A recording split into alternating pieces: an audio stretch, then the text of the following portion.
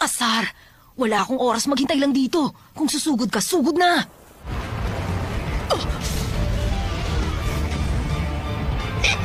Nasaan na siya? Captain, sa itaas!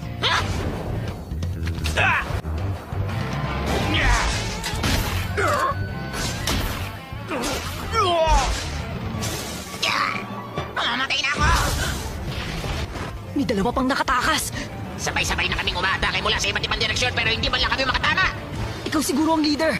Ikaw na ang uunahin ko! Ano, ayos ba? Nagustuhan mo ba sorpresa ko sa'yo? Paano nangyari yun? Sigurado akong naikubli ko ang aura ko at umatake ako mula sa blind spot niya. Siya yun!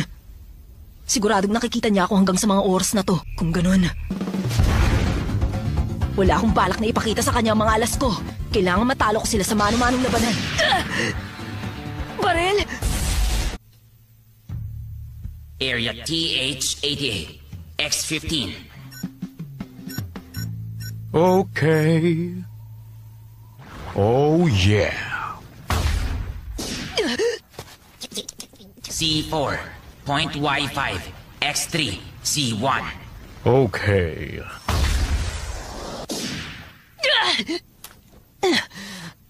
Ang talagang layunin nila. Dahan-dahan akong ubusan ng lakas sa labis ng pagturugo. Espesyal lang, mga pulgas ko. Hindi sila mapipigilan. Oh, yeah. Mas mahihirapan silang barilin ako kung maglilikot ako. Pero yun ang gusto nilang mangyari para manghina ako lalo. Oy, mukhang may binabalak siya. Baka gagamit na siya ng isang special ability.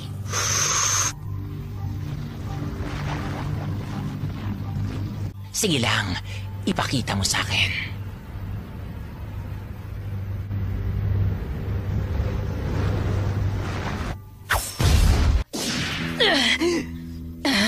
Nagmula sa direksyong yon. Sige lang, bata. Yan nga ang gusto ko. Malamang may nilalabas ng kemikal yung pulgas na yun na pumipigil sa natural na pag-coagulate ng dugo. Siya na ba yun?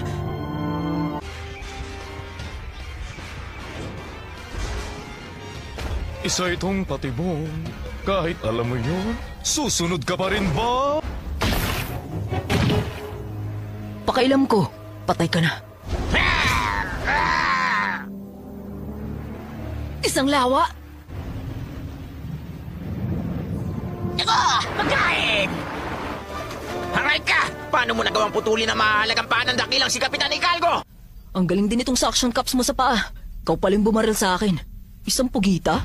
Huwag mo akong tawaging pugita! Kailangan ko maghanap ng bagong katawan na titirahan para ma-charge ko na pa rin. May tanong ako sa'yo.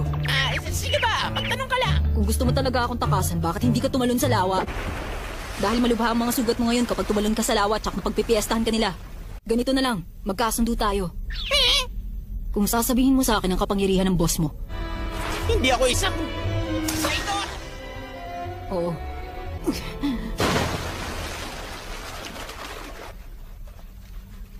Kung hindi tayo nagkakilala ng ganito, tingin ko magiging magkaibigan tayong dalawa.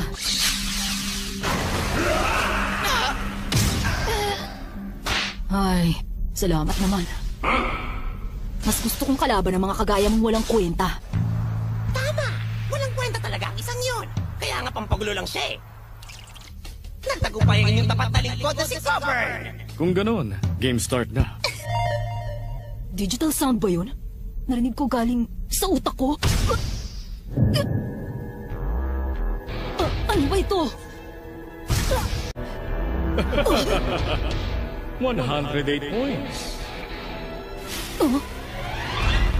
Tulad ng hula ko, mga isdang gawa sa nga. 3 isda lang ang kaya niyang palitawin ng sabay-sabay. Pagkatapos ng panandali ang mawawala ang mga isda.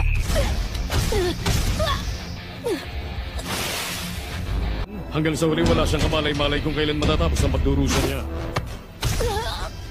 Konti pa. Konti na lang. Mas malala pa sa inaasahan ko. Ang dugong nawawala. Kanang binti. Ngayon, oras na para sa pinakahihintay na final turn.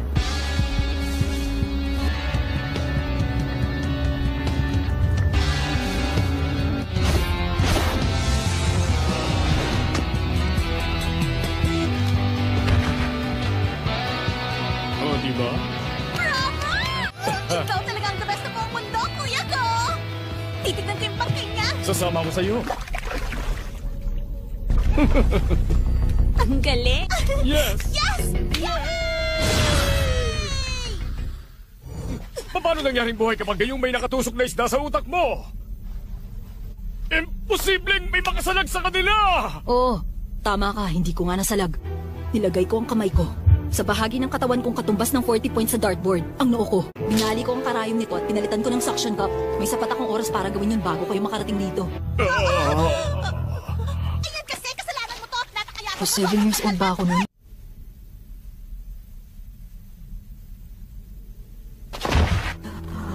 Talaga bang dito na ako mamamatay?